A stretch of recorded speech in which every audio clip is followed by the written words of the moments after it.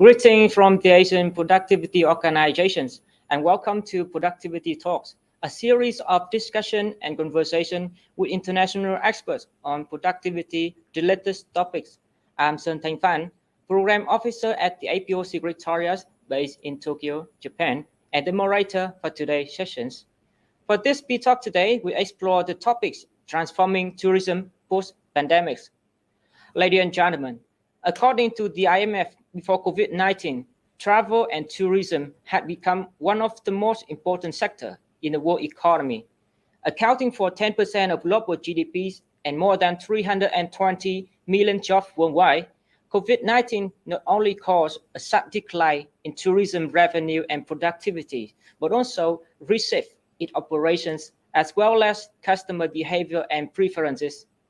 With the lifting of travel restrictions, the industry is rebounding, but facing challenges including labor shortage, economic downturns, and increasing global geopolitical instabilities.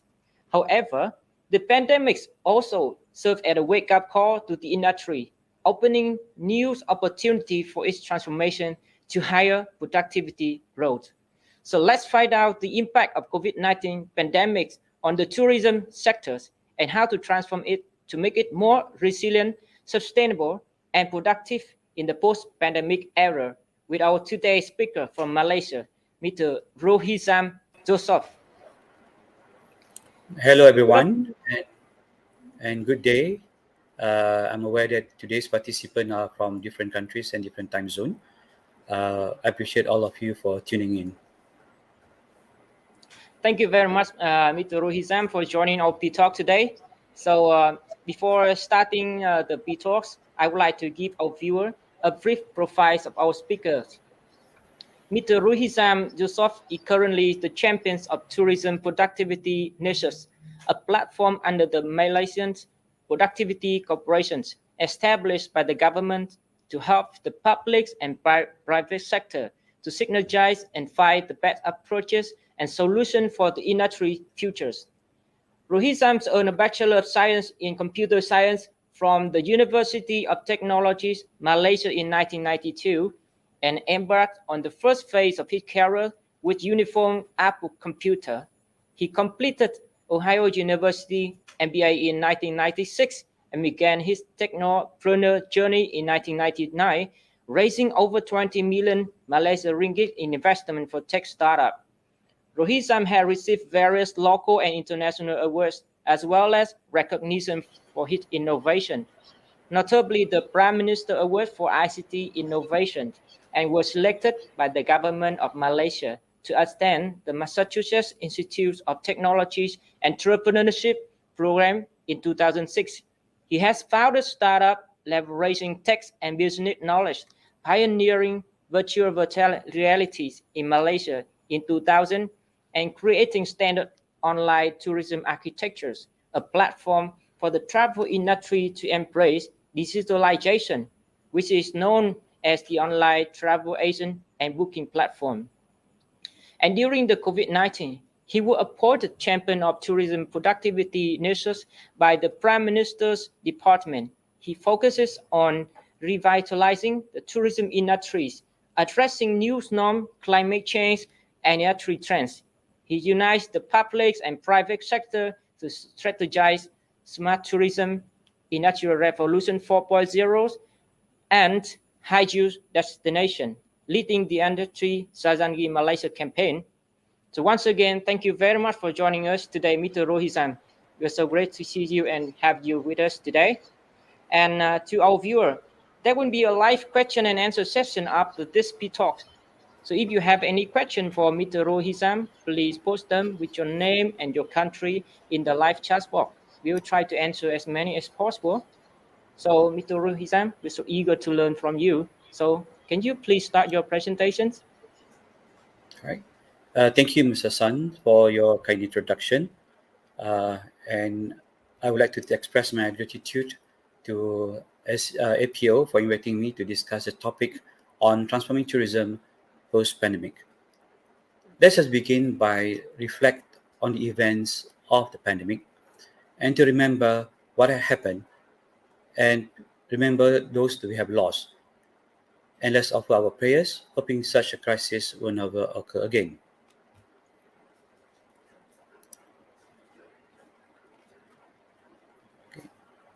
Let me begin with what I said as tourism, a catalyst for national economic growth. As we are well aware, the COVID-19 pandemic has significantly impacted the tourism industry. This has led to a better understanding of the tourism value chain. Since when tourism was the hardest hit, it affected everyone, economically and also mentally. Many countries have recognized tourism is the catalyst for the national economy. Tourism offers a wide range of opportunities for growth and development.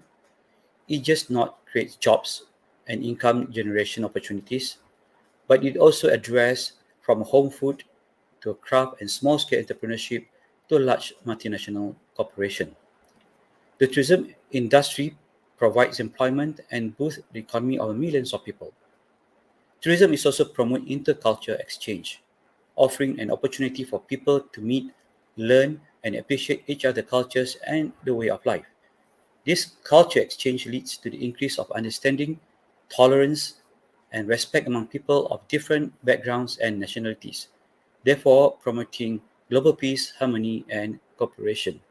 So we all can see that tourism is just not from the perspective of economy, it does helps in a holistic way of building a better world. But then COVID-19 came and it's a wake-up call for everyone. The pandemic has served as a wake-up call for the world, reminding us to always stay alert. Anything can happen at any time. It highlights for us to be more prepared at all times.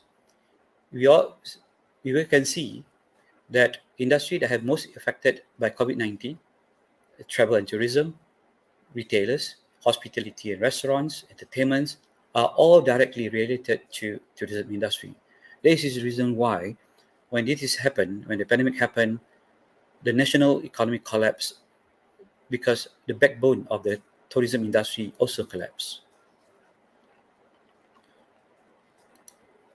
Let us see what have changed and what have happened to the tourism industry before the pandemic.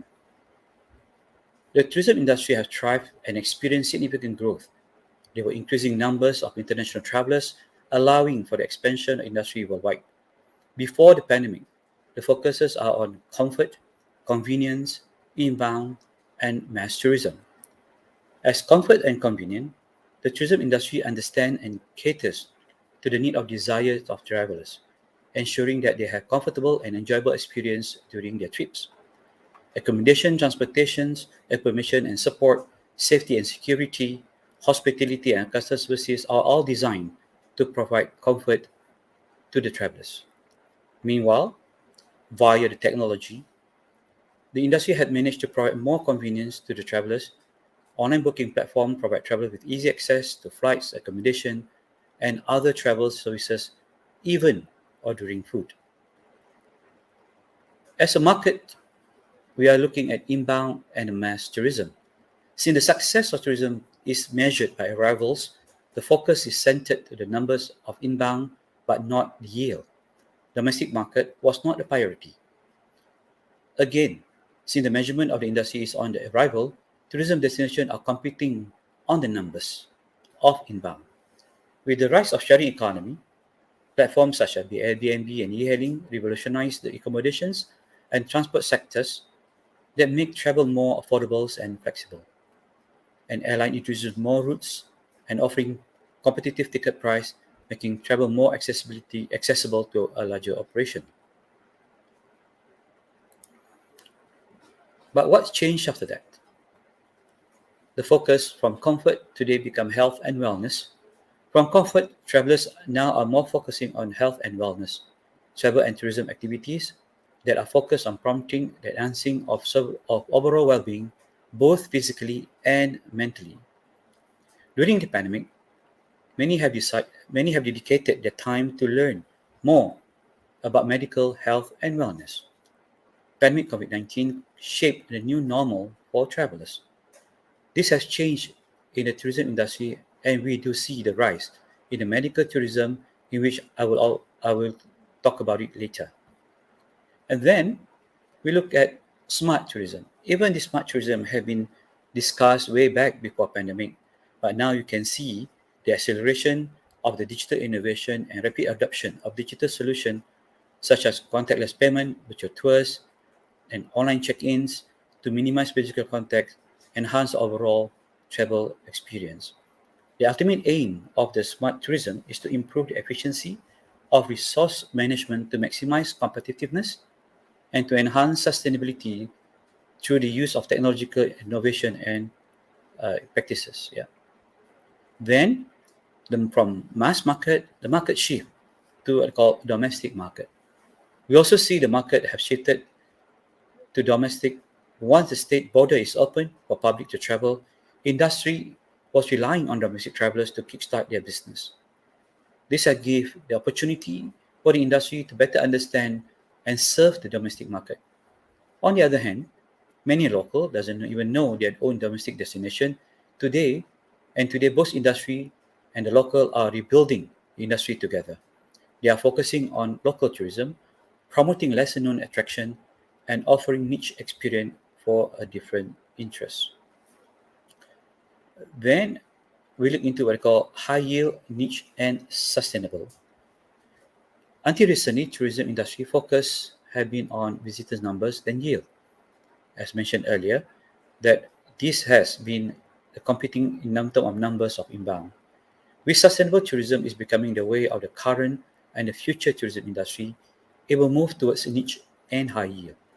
Sustainable tourism is a positive approach to ensure the long-term economic viability and destination while protecting the environment and preserving the cultural heritage.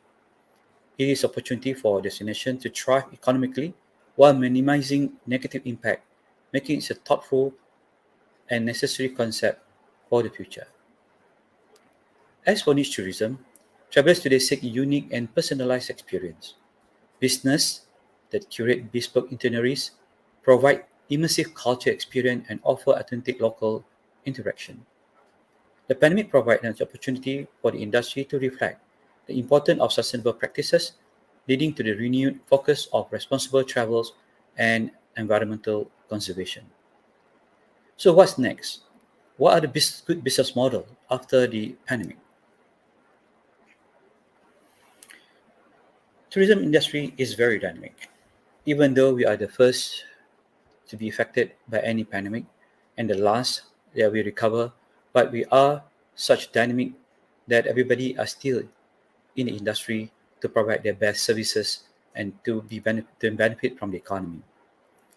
The most acceptable business model will adapt to changing trends and consumer preference.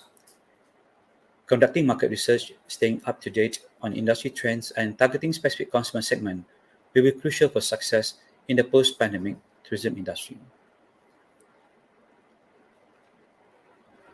We look into what we call sustainable ecotourism.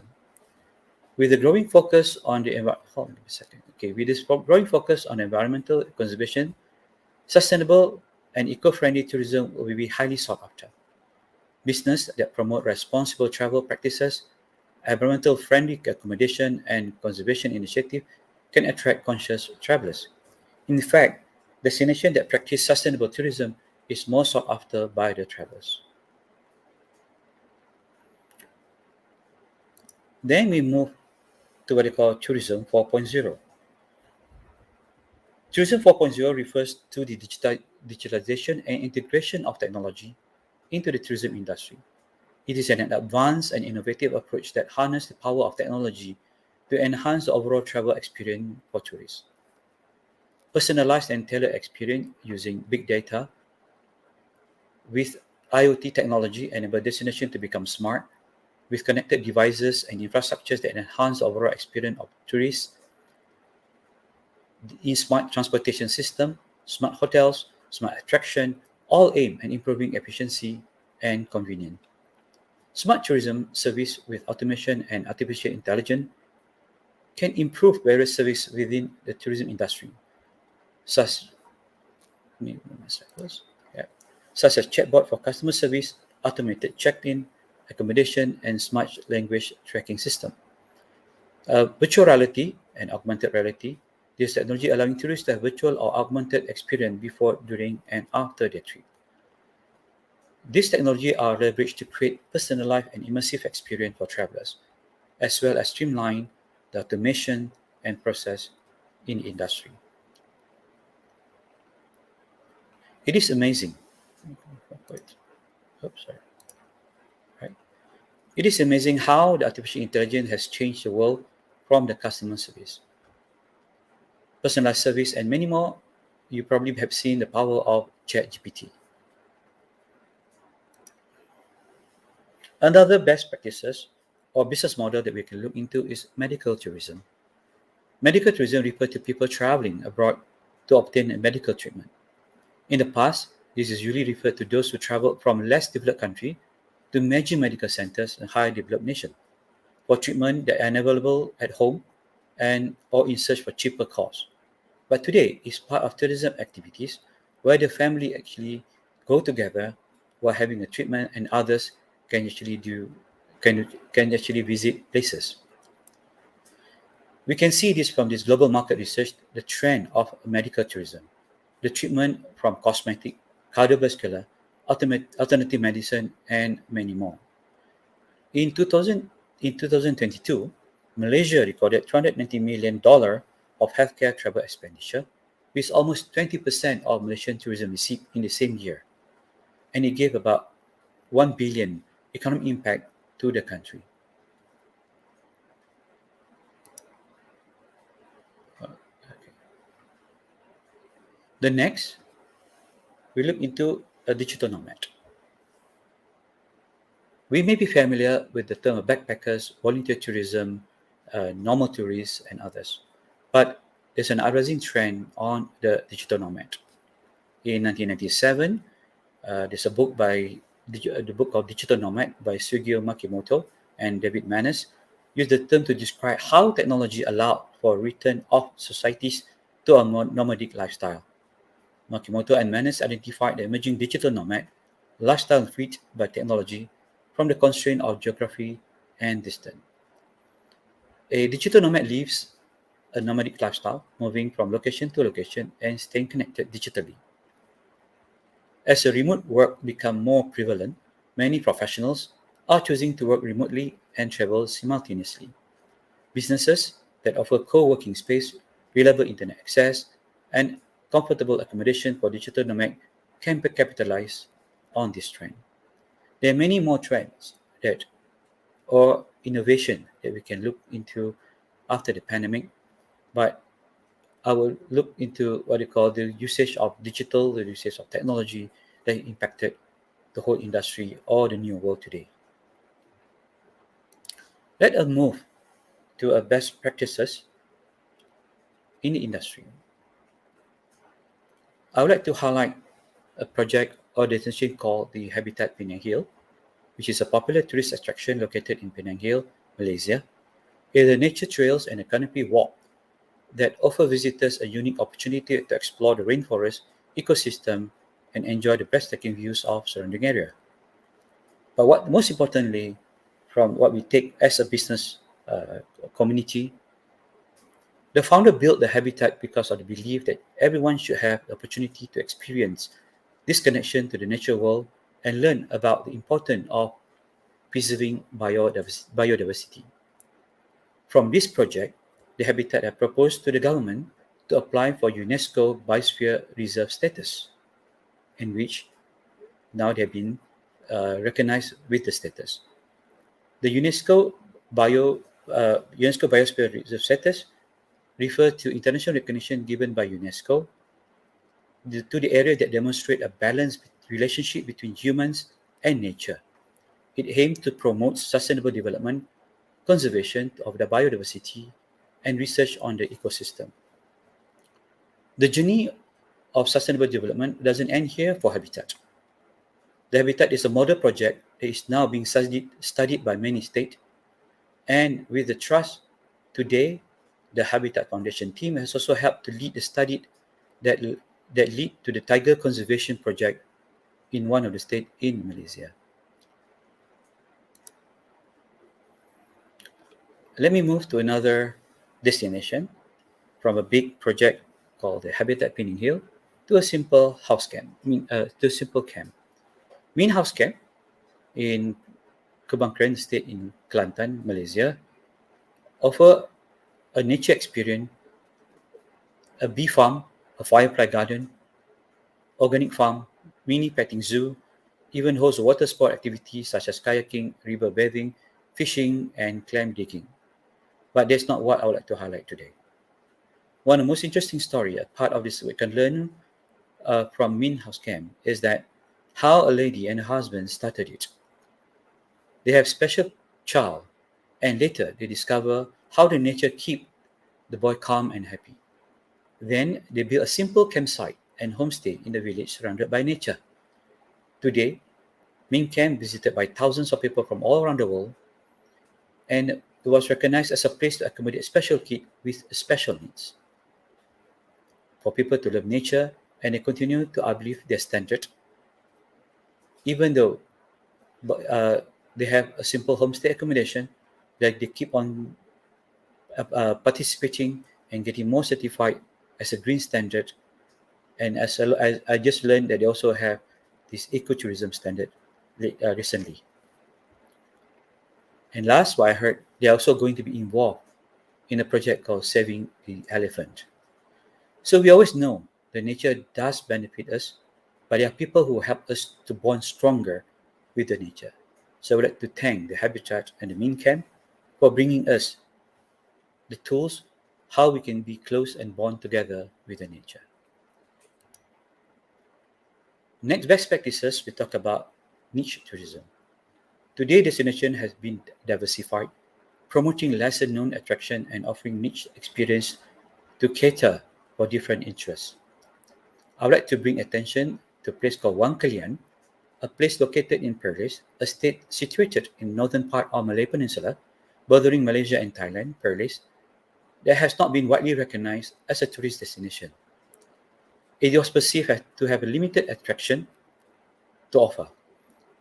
However, since the end of the pandemic, it has emerged as a sought-after destination for nature and adventure enthusiasts. Suddenly, there has been a significant increase in interest and engagement in the tourism activity in Paris. And we all can probably see or pass by this every time we travel. The technology is always the one that changed the industry. And what we can see here is the use of technology from self-checking, robotics, guide on apps guide, as well as face recognition, and there are many more. So invest in technology so that we can able to continue build a better tourism industry.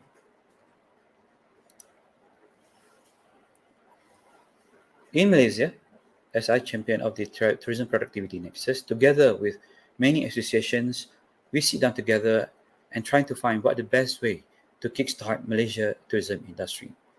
So what we came up with is what we call a campaign called Sayangi Malaysia. Sayangi Malaysia is an industry-driven campaign focused on promoting Malaysia national identity based on sustainable approach. Malaysia's abundance of nature and diverse multiculture have resulted in many unique offerings, making it a valuable tourism asset. Instead of competing in costly infrastructure development, the campaign aims to highlight our strength and invest more in them, while also preserving and conserving our asset for future generations. To achieve success, it is important for all Malaysians to be aware of this campaign. Sayangi Malaysia is a campaign that encourages Malaysia to love and care for our environment, culture, heritage, and unity, while also welcoming guests to Malaysia. We want this to be industry-led because if it's government-led and every time change of government, the campaign will change. So this campaign will be extended to even the tourists. So when we come to Malaysia, please say Sayangi Malaysia.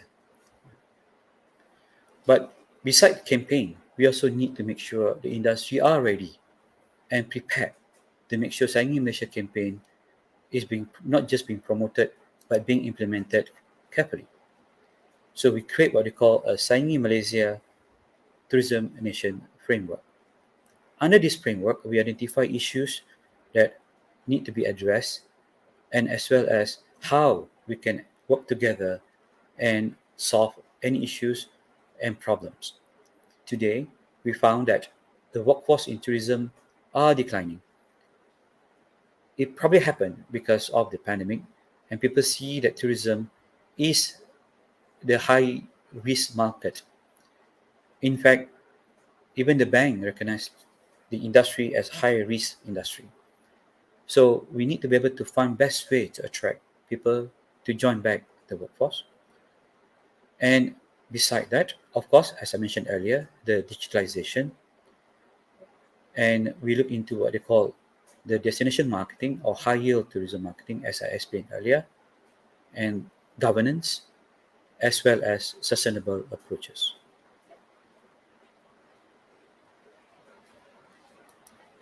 Oops. Okay. Well, in conclusion, I would say tourism is the catalyst of economy. Tourism is one of the most important economy for the nation, offering wide range of opportunities for growth and development. Tourism brings endless innovation. Tourism indeed has the potential to bring endless innovation to all of us. Tourists often seek unique and novel experience, which drive business and destination to innovate and constantly stay ahead of the competition. And maybe some of you heard the mantra today, data is a new oil. Yes, indeed. The phrase of data is a new oil refers to the idea that the data has become a valuable resource, much like oil was in the past. In the context of tourism, it means that data plays a crucial role in understanding and improving the industry. I also touched on the what I call high yield, high touch. The important role of high touch in the high yield tourism industry is to enhance customer satisfaction, increase tourist spending, culture preservation, differentiation, economic benefit, and sustainability. By providing personalized and interactive experience, destination can maximize their potential for growth, attract tourists, and positively impact both the local economy and the tourist experience. Let me, you know, let me just stop for now. I will say thank you. I'll pass back to Sun. Yeah, thank you very much, Mr. Rohizam, for the insights. So from your presentation, we understand how much the COVID-19 have changed the tourism sector. And also we can learn about some kind of models for in the tourism sector. And we understand that right now after the pandemic, so tourism have never been like before. People was not only go for to see the landscape, but also now they care much about like health, wellness, safety, yeah, and sustainability. So maybe it's also the positive side of the pandemic have brought to the tourism sector, right? So now we would like to move on to the question and answer sessions. I would like to encourage our viewers to post their questions with their name and the countries on the YouTube live chat box. We're looking forward to answering them. So before moving to the question from the viewers, I also having some questions that I want to ask for Mr. Rohizam. Yeah. Mr. Rohizam, in your presentation, you shared, the the key change that COVID-19 had brought to the tourism industries. But what are the key challenges that is brought to the tourism industries after the pandemic, and how we could overcome them? I think many of enterprises working in the tourism industry are very much interested in these questions. Yeah, Mr. Rohizam, can you address these questions? Well, I think the key challenges is that we never expect this to be happen, and the scale of how big it have impacted the whole industry, and we are not prepared. And there's no formula. Even the crisis management experts are not able to respond to this. But what I would like to take is how fast can a country start taking action and to rebuild back the business. During pandemic, everybody expect the government to subsidize, to give more effort, to support the industry. But eventually, the government also have less coffer to give. And eventually, like now, in order to rebuild back the business, we expect the government to know to be in to understand that it's just not always funding that require, but also the governance of ease of doing business to kickstart the business again. We need to change because somehow in tourism, there's so many uh, permit licensing, uh, requisition, land, and others to start. But this is where hindrance many people to invest in tourism industry. Even the bank, as I mentioned earlier, have labeled as travel and tourism as a high risk industry. So what we can see today is government able to help to facilitate, and the industry were able to find their best way to bring back the industry to the higher level.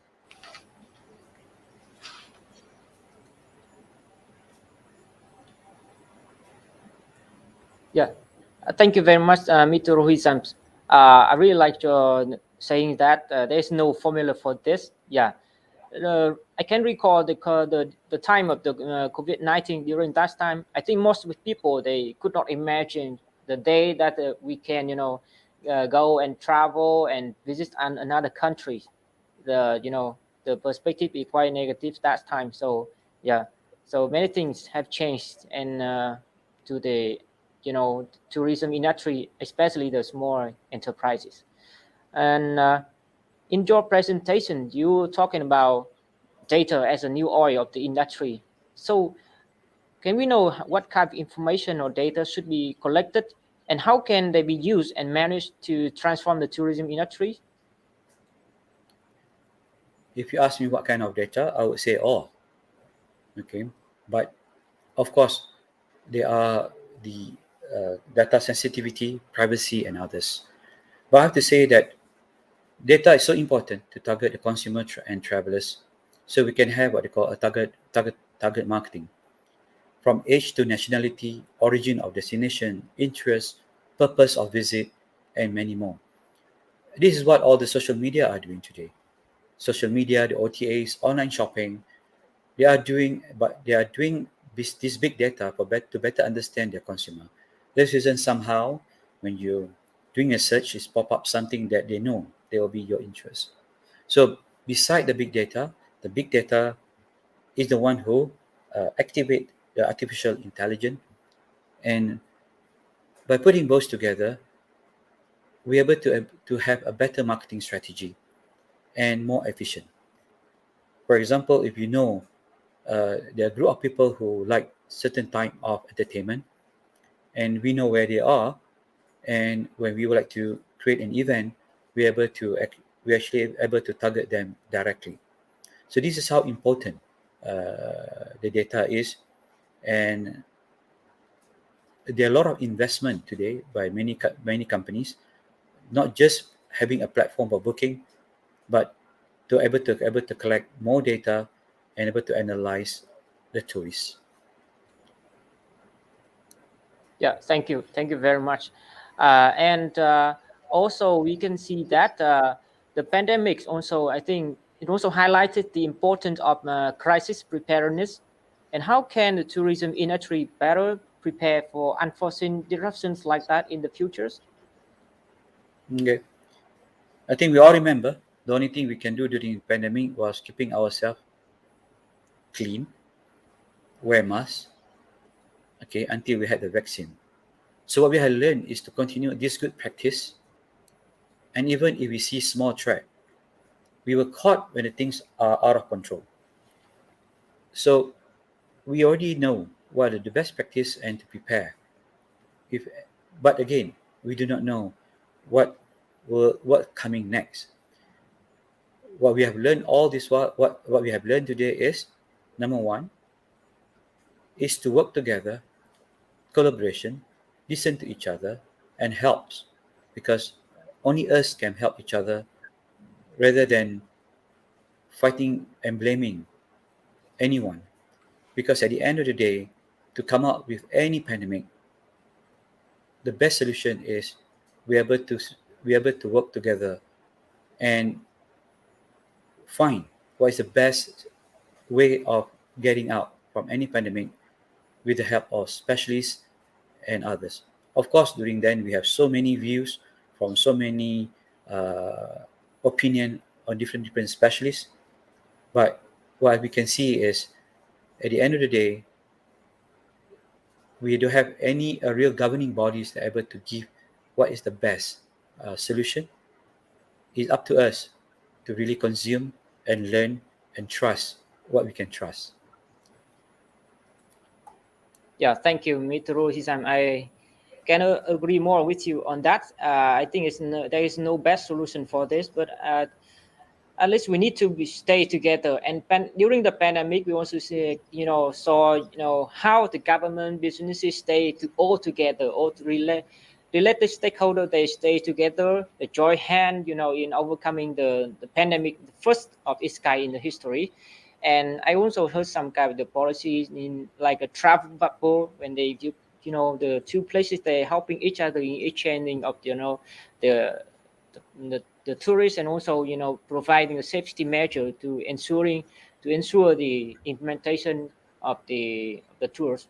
So I think that's for this development of tourism, not only from the effort of the SME, the enterprise themselves, but also the roles of government also very important.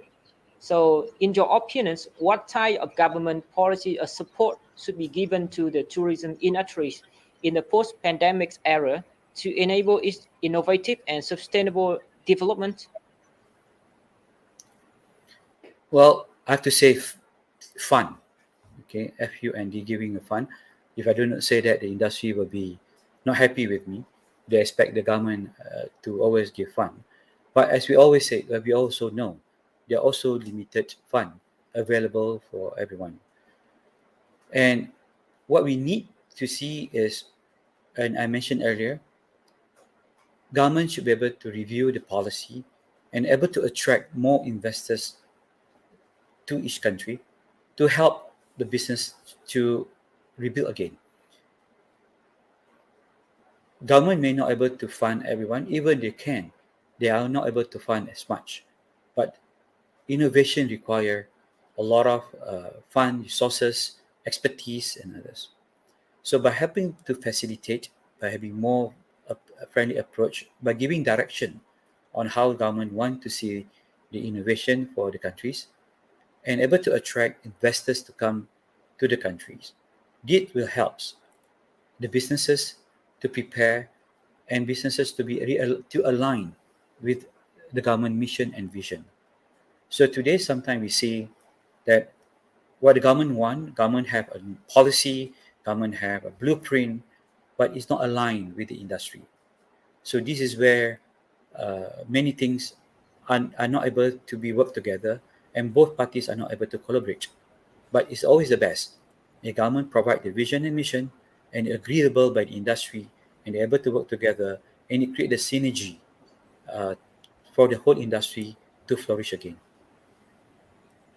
Thank you. Mr. Rohizam, I also have another question for you. Is that because most of the enterprises working in the tourism industries nowadays, most of them, are the SME. So they may be very, much interested in, uh, to know how they can transform uh, their services and also the operations. So can you give me some insight on that? Well, transformation start when any business can identify the threat and the opportunity. Yeah. For example, we talk about digitalization back in 15, 20 years ago, but many still taking their time in moving into it. They can't justify the return on investment, but during the pandemic, everyone see the importance of the technology. So a good organization always plan for their business transformation by looking at the trend and predict the future needs. Many see the important but doesn't have the capability to do it. There are digital transformation, sustainable transformation, economic transformation. Most are important how do we practice our growth mindset to progress. Unfortunately, this is what SME always had in their mindset. They are not able to transform, they are not able to move forward and transform because of the lack of funding and others. Actually, to move, to transform, it starts from your own mindset. If your mindset see that there are a lot of opportunities ongoing, you will work towards that and you'll find a way to achieve and to transform your business. Yes, thank you, Mr. Rohizam. So we have one question from the viewers who would like to share with you that,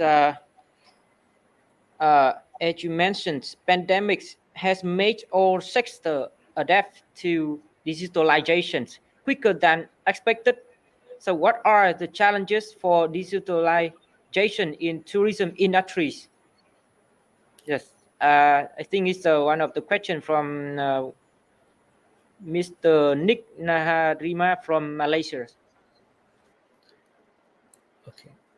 Well, the digitalization have been always the challenge uh, of cost, expertise, and what we can see somehow rather is the tourism industry people are not well versed in technology or digitalization, and the technology people does not able to understand the tourism industry. Tourism industry are very unique, are very complex too. Yeah.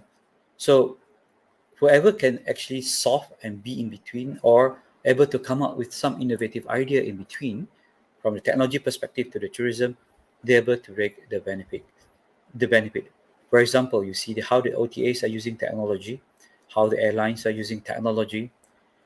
But as for the SMEs approach, they always need what they call a sandbox or help from the from the industry itself. So probably, like what I used to do before, was to create a platform so that everybody can participate and utilize the technology. What government can do is to be able to provide the basic platform for everybody to participate. It's like a public hospital, like a public platform. Then from there, they're able to they're able to not able to give more excuses they are not able to participate in the digital world. Today, most people understand the digital world by social media, social marketing, uh, Instagram, Facebook, Twitters, and others. But there are a lot more in the digitalization that everybody need to explore to take the benefit of our digitalization. Yeah, thank you very much, Mr. Rohizam, and hope that the answer from Mr. Rohizam already addressed answer the question from the viewer from Malaysia. So I'm having another question for Mr. Rohizam. We heard about the virtuous tourism. So what is the development potential for virtual tourism? Because as a human beings, I think that we try to want to meet and communicate with each other. And tourism is not only for enjoying the landscape and histories, but also for exploring cultural, food, and lifestyle. And this kind of thing, we can only achieve when we have direct interactions. So what do you think about that? Yeah, thank you. Well, when I was involved in studying virtual reality 20 years ago, there were initiatives to develop a device to even trigger our sensor, not just to watch, but also to taste and feel. Okay. Generally, in tourism, virtual reality is marketing tools and how best way to present the destination. We would like to give the virtual experience to traveler to be willing to spend their money to visit. Not like a virtual game where people just sit and play, communicate online, and even taking a break from them is to make coffee and to go back to the room and continue to play game. But in tourism are different. People want to go out and have the real experience. For example, when you go into the adventure tourism, you want to go out and really do to climb the mountains. When diving, you really want to go down and see the marine life and interact with them. So when you go into jungles and forests, you want to be able to see as much as wildlife in real life. So basically, the virtual tourism, there are two parts of virtual tourism as a marketing tool to attract, and beside virtual tourism also being used as a guide or uh, at the airport, a guide at many places for people to have a first experience and doesn't know. It's just giving you directions. So it's not necessary just for marketing. It also be used for many others as a tools for convenience and attraction to the tourists. Yeah, thank you very much. So thanks to virtual tourism, maybe we can just sit in one place and can visit whatever whenever we want to. So during the pandemic, also we also see the emerging of the sharing economies.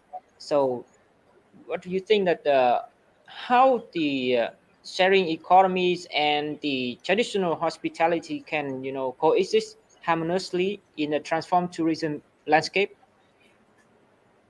Okay. Well, sharing economy refers to a socio-economic system in which individuals can share resources, typically through online platform, in order to access goods and services. It involves sharing underutilized assets such as vehicles, accommodation, or even skills with other individuals, allowing for more efficient use of resources and often leading to the cost saving for participants. But the major is the governance. Hotel, travel agency, car rentals will require proper registration, multiple permit, safety measure, and many more to be in the business. But what we can see, there are many sharing economy doesn't have to go through this. In Malaysia, we are now through the Malaysia Hotel Association and Malaysia Hotel Association and Malaysia Budget Hotel Association. They're also railing to the government about the Airbnb because most of the operators in the Airbnb are not licensed. So this is actually not just an uneven playing field between them, but also loss of tax to the government economy. So in order to coexist, everyone need to go to the same procedure, SOP, and governance. So if government want it to be ease the whole regulation to sharing economy, they should be able to do the same for all the businesses. Yes, thank you, Mr. Rohizam. So to our viewers, so if you have any questions, so please feel free to put in our live chat box. Yeah, thank you. So Mr. Rohizam, I have another question for you. In your presentation, you mentioned about you introduced about the Sazani Malaysia initiative. I think it's very good practice for other countries to follow because it seems like the enterprises they're not alone in the promotion activity, but they are joined in hand with the government, and all they do it together in a consistent way. So can we know why was the Sarangi Malaysia initiated, and how does it operate, and what can it contribute to the tourism industry in Malaysia? Yeah, thank you. Well, the success of tourism is dependent on people. Okay, even you have a great products, you have a great destination, but if individuals or the people doesn't promote a positive image of the country, you're actually killing your own destination. Tourism is simple. You can just start with a smile. So, signing in Malaysia, we identify we need to bring back a campaign to encourage to think and act tourism in a friendly manner. It educates people on sustainable tourism at all levels. The Sustainable Development Goal (SDG) is very complex for everybody to understand. If you're trying to get the village people to understand this, it will never happen. So what we do is that we make it simple and summarize in a five principle that you said just now: the environment, culture, heritage, unity, and ethics. Until today, we can still see people throwing rubbish everywhere, do not practice the circular economy or the 3R recycle, reuse, and others. It doesn't help, not just tourism, it doesn't help on the climate change, it doesn't help the world to be better. So, saying in Malaysia, we go down to the basic stuff. by doing this to greet the people, but with a meaningful gesture, and also what we want Malaysian people to practice and to exhibit that they love Malaysia, they want people to come to Malaysia, and they would like to serve the tourists or the world with the best Malaysia identity and, of course, the best Malaysia food. Yeah, thank you, Mr. Rohizam. I think it's very good approaches. So everyone go to Malaysia and they can say Sagangi Malaysia, right? Thank you. Right hand to your heart. Yes. Oh, Okay. okay. So I will go by this way. Yeah. Yeah. Okay. So Mr. Rohizam, so the COVID-19 pandemic also highlighted the significance of partnership among related stakeholders to ensure sustainable tourism. How can strategic partnership among government, businesses, local communities, and NGO contribute to a more effective, sustainable transformation of the tourism industry in the post-pandemic era? Well, I can't speak on behalf of all countries, but here, now we all believe that collaboration, partnership and collaboration is important to achieve success in tourism and the sustainable goal. No party can act alone. We need both parties, the policymakers and other stakeholders to achieve this. Look into the community-based tourism to support the local tourism, create new products, enhance the economy growth, CSR opportunity for most, and also importantly to also educate and practice of sustainable tourism. During the pandemic, the government have been having so many engagement with the industry, the NGOs, and how we can recover from the pandemic. And in fact, through the Ministry of Tourism, together with the industry, they came up with a called Tourism Recovery Framework, and that was shared to the industry and how we can together synergize and rebuild the industry. And they came up with Tourism Recovery Framework 2 after we see that the opening of borders and to welcome more tourists and what we can do. Well, I hope today it'll be Tourism Recovery Framework 3, in which within all the ministries and the government should be able to work together towards the tourism industry. As I mentioned earlier, is a catalyst of the economy. So if everyone work together, we're able to help not just the people involved in the tourism industry, but everybody, even the travelers, even all of us would like to go for holiday. So we all involved in the tourism industry. Yeah, thank you, Mr. Rohizam. So maybe we can have some time for the last questions. So during the pandemic, we can see the increase in the domestic tourism. So because people they could not travel out of the country, so how can domestic destination can maintain that interest and encourage sustainable exploration after the pandemic era?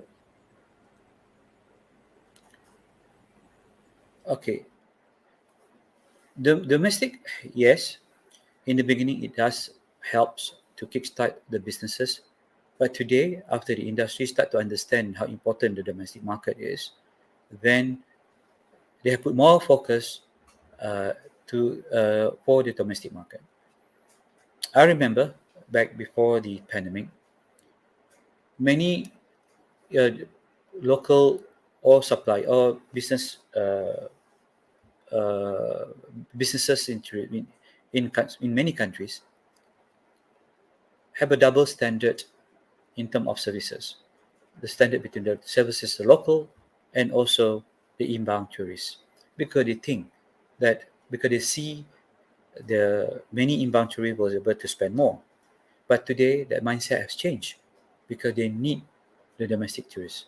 So a continuous campaign to both providers and consumers about domestic tourism, about new destination, about new places, and I believe many have not yet to visit many destination that offers locally. This is because before pandemic, people believe that travel outside or outbound will be will be better. They have not seen what they have in their own country. Now, everybody are exploring what they have in their own locality. So we can start from a young age to adults what we have. Okay, and because of this, I believe that the domestic tourism will be the continuous basis of our economy, and it will help the industry to sustain when we have if we happen to have another disasters in the near future. Yeah, thank you, Mr. Rohizam. Yeah, I agree with you that the domestic, tourism still play an important role, the basics for the tourism industries. So I think that now we have come to the end of the P Talk session today. So could you please give a final wrap-up message to our viewer? Okay. Is there any recommendation to our viewer regarding the transformation of the tourism industry? Yeah, Yeah. thank you. Well, we have embraced the concept of the new world and taken care of our another. We have embraced the concept of the new world and taking care of each other during the pandemic. Despite the unfortunate events that unfolded, it is evident that our country has become cleaner and our air become fresher, and we witness a flourishing wildlife. The pandemic has also broken down barriers of race and religion. It is my hope that this positive change can endure indefinitely. I would like to extend my gratitude to APO for the invitation, and I thank the audience for the attentive listening and active participation. Thank you. Thank you very much, Mr. Huisam, for joining our P Talk today and also for your insights. And we really look forward to have you in our coming P Talk in the futures.